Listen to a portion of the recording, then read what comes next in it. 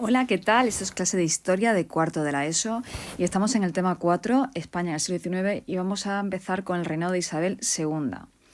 Isabel II es hija de Fernando VII y cuando Fernando VII ya va viendo que tiene cierta edad y que no tiene herederos varones, cambia la ley para que su hija pueda reinar.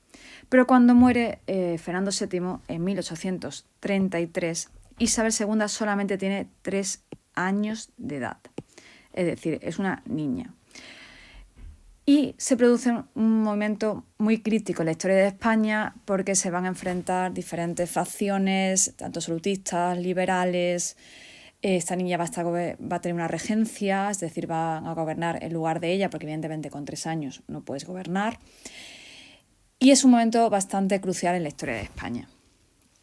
Como hemos dicho, cuando muere Fernando VII, Isabel tiene 3 añitos y el hermano de Fernando VII, que es Carlos María Isidro, con nombre de telenovela, que es totalmente absolutista, se niega a reconocer a su sobrina como heredera, porque él ya se vería como heredero de su hermano y no le sentó muy bien. Entonces, ante la herencia de Isabel, que coge la corona, se produce lo que llamamos las guerras carlistas, que son guerras entre absolutistas y liberales que apoyan a Isabel. Y son guerras por el trono. ¿Qué pasa? Digamos que todo lo que es la regencia, todos los partidarios de Isabel, su madre y más, se apoyan en estos liberales, aunque realmente no eran verdaderos liberales ellos, digo la monarquía, pero se apoyan en los liberales porque es la única forma de que su hija pueda reinar. En este momento tenemos los liberales divididos y vamos a coger este cuadro que viene en el libro porque es muy importante que tengáis muy claro la diferencia entre moderados y progresistas, porque a lo largo del reinado de Isabel II y todo el siglo XIX vamos a ver una lucha continua entre una facción y otra. Son todos liberales, pero digamos que unos tienen unas ideas más conservadoras y otros más progresistas.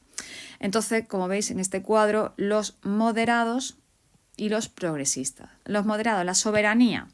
¿Cómo va a ser la soberanía? La soberanía va a ser compartida entre el rey y las cortes, es decir, la soberanía reside en el pueblo y en su representante, las cortes, y también en el rey, cuando en los progresistas solamente es soberanía nacional, representada en las cortes, es decir, soberanía que reside en el pueblo, el poder reside en el pueblo y está representada en las cortes. El sufragio. En este momento prácticamente tenemos censitario en ambos sectores, pero en el moderado va a ser más restringido, lo que ponen es más pegas a la hora que la gente vote, suben la renta de dinero y evidentemente menos gente puede votar. Y en los progresistas un sufragio mucho más amplio. El poder legislativo, bueno, pues los moderados lo tienes las cortes con el rey, es decir, el rey también puede hacer leyes o derogarlas. Y el parlamento es bicameral, con Congreso y Senado, mientras que los progresistas solamente el Poder Legislativo reside en las Cortes y el Parlamento es unicameral, solamente el Congreso. ¿Y por qué no quieren al Senado?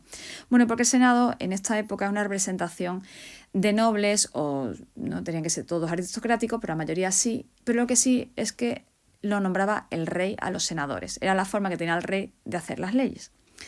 El Poder Ejecutivo, el rey, que nombra al gobierno. Estos son iguales también en los progresistas, el rey que nombra al gobierno. El Poder Judicial lo tienen los tribunales y jueces, también en ambos grupos.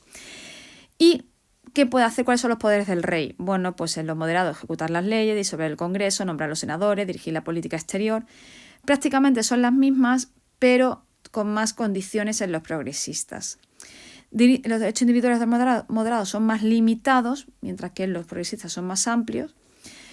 Y en cuanto a la religión, ambos grupos defienden que el Estado sea confesional y católico, mientras que los moderados no permiten la libertad de culto, es decir, no permiten que otras religiones se puedan ejercer o practicar, y los progresistas sí.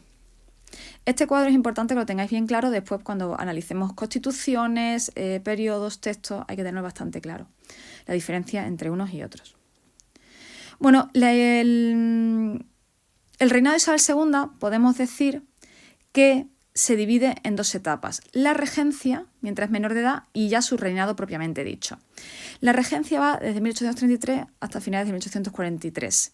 Son 10 años y tenemos a su vez otras dos etapas. Primero empieza con la regencia de su madre, de María Cristina me quiere gobernar. María Cristina de Borbón era su madre, viuda de Fernando VII, que hace una alianza con los moderados para gobernar. Pero claro, los progresistas se quejan. En 1836 tenemos el motín de la Granja. Veis como en España los motines es algo que se suceden con mucha facilidad. Ganan los progresistas y toman medidas nuevas acorde con sus ideas. En esta época tenemos la desamortización de Mendizábal de 1836, sobre todo de bienes eclesiásticos, y la Constitución de 1837, que va a estar elaborada con principios progresistas. Llega un momento en que María Cristina tiene que, en 1840 tiene que dimitir porque siguen los problemas, siguen las sublevaciones, los motines, y le sucede el general Espartero, Baldomero Espartero, que era muy famoso sobre todo por las guerras carlistas que había ganado y había llevado la victoria al lado liberal. Es un general progresista, pero se va a comportar como una especie de tirano, porque va a tener un gobierno muy autoritario, es decir, las ideas progresistas, no sé qué le pasó, se ve que se le fueron, y va a gobernar con mano dura y con mucha represión, y van a ser 3 años muy convulsos, y al final, en una sublevación de 1843, Narváez, que es otro general, dirige esta sublevación y Espartero tiene que dimitir.